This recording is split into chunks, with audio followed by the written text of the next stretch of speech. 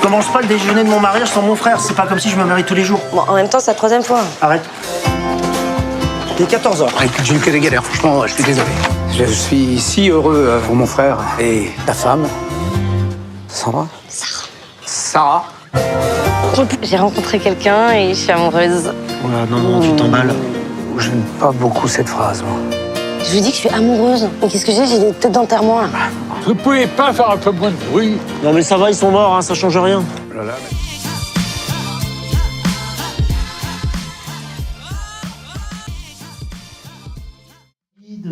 On avait envie de parler des frères et sœurs, ça nous intéressait, ça nous amusait. Donc on est parti là-dessus. Je me souviens, on avait fini de faire les souvenirs. Enfin, le film était sorti ou à peine. Et puis on est parti je me souviens, à Bruxelles pour un peu être ailleurs, pas être dans nos vies quotidiennes. Et dès dans le train, on a commencé à parler de personnages. On travaille avec des petits bouts, soit des bouts de personnages, soit des situations. Puis on développe ça, et on développe, et ça devient des histoires. Mais il n'y a pas de règles, on ne parle pas d'un thème, on n'est pas là-dedans. Le frère et sœur, ça nous plaisait. L'idée d'une sœur avec ses deux frères qui l'étouffent, voilà, ça on va dire que c'est le principe de base, et puis après ça va ailleurs, comme vous voyez. Mais voilà, on travaille de manière un peu artisanale.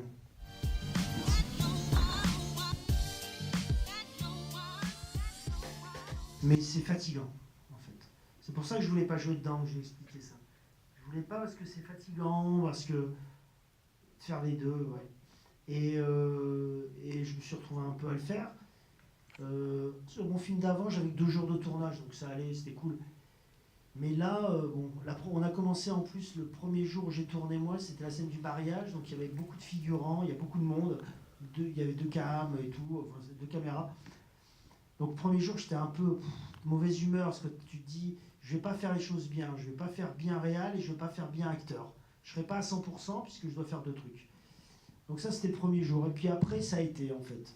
Je dois reconnaître que après, c'était très plaisant. Et ça m'a pas retiré de concentration sur mon travail de metteur en scène. Parce que c'est ça dont vous avez peur. C'est que vous faites pas exactement ce que vous voulez, vous dirigez pas les acteurs comme vous voulez, tout ça. Franchement, ça a été. Après, j'écris pas pour moi et je le ferai jamais. Mon prochain film, j'espère ne pas jouer dedans pour pouvoir être... Non mais c'est vrai, parce que c'est tellement bien de faire un film, de diriger, de tout.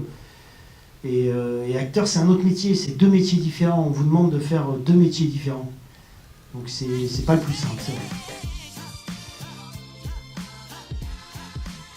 Ce qui me fait vibrer, c'est d'emmener les gens avec moi. C'est d'emmener, c'est-à-dire de créer un univers. En fait, quand tu fais un film, tu crées un monde, tu crées un univers qui est que dans ta tête, et la tête du co-scénariste, mais quand tu fais le film, tu es tout seul, et t'emmènes les gens dans ton univers. Et ça, c'est super agréable. Tu es au service du film, de ton histoire, donc ce travail d'équipe est très exaltant. Je crois que c'est ça qui me fait vibrer quand je tourne. Avec Jean-Paul Rouff, comment ça s'est fait à la base, au départ? À la base, j'avais travaillé sur son film précédent qui s'appelle Les Souvenirs, il y a 3 ans. Et donc comme ça s'est bien passé, il m'a rappelé pour celui-là. Ah, parce que humainement je l'aime beaucoup, j'aime les films qu'il fait, j'aime l'approche qu'il a du cinéma, j'aime l'approche qu'il a de la musique, et puis je sais que il a une maîtrise de la mise en scène, et puis il sait la place que la musique doit occuper dans son film. Et c'est ça qu'on cherche quand on est compositeur, c'est pas que le réal connaisse la musique, etc. C'est qu'il sache la place qu'on doit prendre, le rôle qu'on doit jouer. C'est ça qui est intéressant. Voilà. Libre. Et donc, dès la lecture du scénario, vous arriviez un petit peu à avoir une idée de la musique que vous vouliez faire, ou finalement au début ça prend du temps? Bon, c'est en discutant avec Jean-Paul, je connais ses références et qu'elles sont un petit peu, un peu les miennes aussi. Il aime les musiques de films dans une tradition très française, quoi. On est chez De Roubaix, Cosma, des choses comme ça, ou Philippe Sard, des gens que j'aime beaucoup. Je sais le cinéma qu'il aime bien, Sautet, ces trucs-là.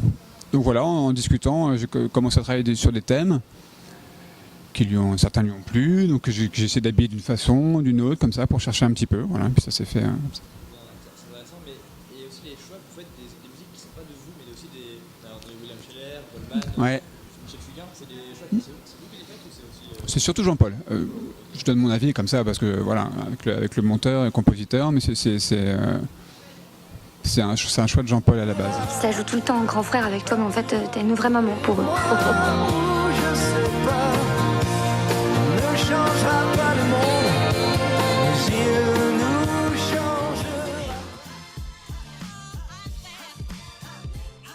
Les séquences, je sens que c'est quand même assez long finalement des fois, et William Scheller, on entend longtemps la musique, c'est quoi, 2 minutes. Ça dure longtemps, c'est quasiment un clé. Ouais, c'est quasiment 2 minutes quoi.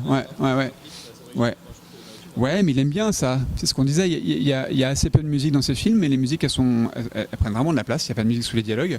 Quand les musiques sont là, il n'y a que les musiques. Elles ont un sens, elles sont signifiantes, et y compris les synchros, ce qu'on appelle les musiques préexistantes quoi. Donc William Scheller, elle est là pendant 2 minutes. Même la musique à la fin de Goldman, Elle est très forte. Ouais. Ouais, moi je viens de finir le film de Zabou Bretman, qui est un film d'animation, qui sortira en 2019, qui s'appelle Les Hirondelles de Kaboul, et puis là je suis en train de travailler sur le nouveau film de André Téchiné, avec qui j'ai déjà travaillé auparavant. Voilà.